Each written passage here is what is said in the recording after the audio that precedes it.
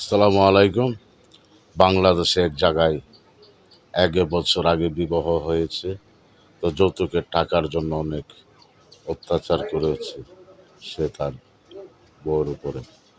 তো তার বউ আমিলদার গর্ভবতী। সে বলছে, তোর ছেলে হলে তোর কপাল ভালো, আর মেয়ে হলে তোর দুর্গতি আছে। সেই কথা বলে তার বাপের বাড়ি দিয়েছে। তো মেয়ে হয়েছে, মেয়ে কন্যা, কন্যা সন্তান।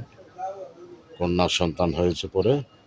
তো তার স্বামী নাকি মিষ্টি নিয়ে গিয়েছে, মিষ্টি তার শাশুড়ির কাছে দিয়েছে, তার শ্বশুরের কাছে বা তার শাশুড়ির কাছে। তো ওর শাশুড়ি মেয়েরা আইসে, অন্য বাড়িঘরের মেয়ে ছেলেরা আইসে। আসার পরে তাদের সামনে মিষ্টির পুটলা খুললো, খুইলা দেখে মাটি আর ইটের গুঁড়া। কেমন নাফরমান!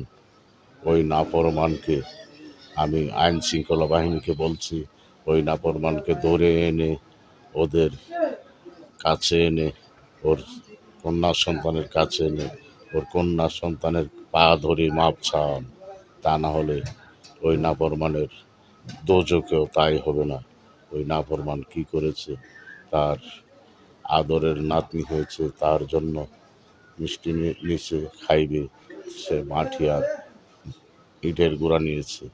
ওই নাফরমান কোনো মার গর্ভে জন্ম হয় নাই। ওই কেমন মার সন্তান তার শাশুড়ির জন্য ইটের গুঁড়ার মাটি নিয়েছে।